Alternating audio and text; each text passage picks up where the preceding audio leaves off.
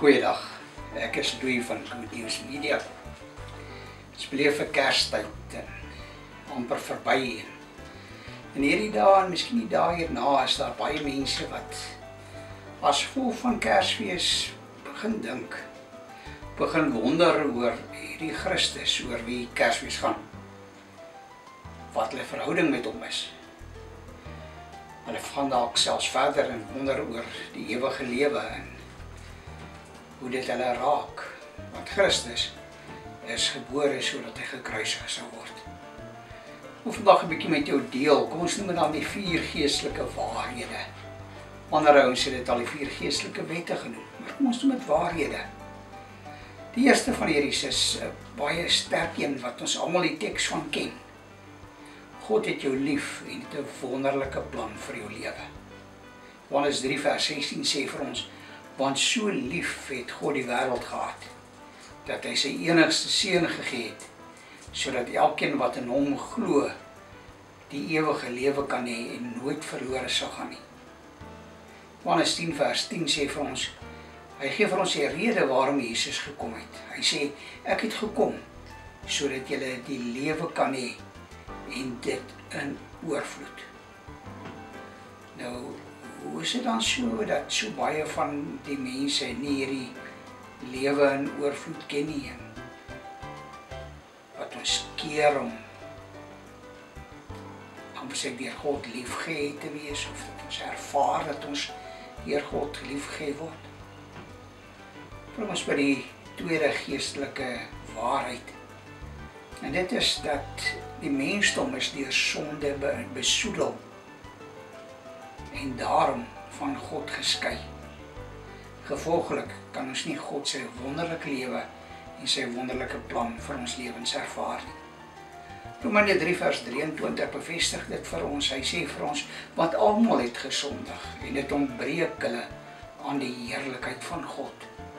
Romeine 6 vers 23 is net so duidelik daaroor. Dit gee vir ons die gedagte, die toorn van die sonde is die dood. Die loon van die sonde is die dood. God het ons geskep om gemeenskap met hom te hê. Die mensdom het egter sonde gedoen en so daar 'n skeiding tussen ons en God gekom. Ja, dit wat God vir ons bedoel het, totaal verwoes. So wat se oplossing? Die derde van die 4 geestelike waarhede is, Jesus Christus is God, sy enigste voorsiening vir ons sonde. Baie deur Jesus kan ons sonde vergewe word en kan ons in die regte verhouding met God leef. Die enigste plan, Jesus Christus. Romeine 5 vers 8 sê vir ons, maar God bewys sy liefde vir ons hierin, toe ons nog sondaars was, het Christus vir ons gesterf. 1 Korintiërs 15 vers 3 en 4 lig ons in oor wat ons moet weet en glo om gered te word. Dat Christus vir ons sondes gesterf het, volgens die skrifte, dat hy begrawe is, dat hy op die 3de dag opgestaan het. Jesus self verklaar vir ons in Johannes 14 vers 6, ek is die weg, die waarheid en die lewe. Niemand kom na die Vader behalwe deur my nie. Wat 'n wonderlike teks. Wat 'n teks wat absoluut enige twyfel uit die weg ruim. Christus wat sê dat hy die weg is, die waarheid is en die lewe, die enigste. Maar dit help nie om al hierdie goed net te weet nie. Hoe maak ek dit my eie? Hoe kan ek hierdie gawe van verlossing ontvang? Die 4de van die 4 geestelike waarhede bring ons daarby.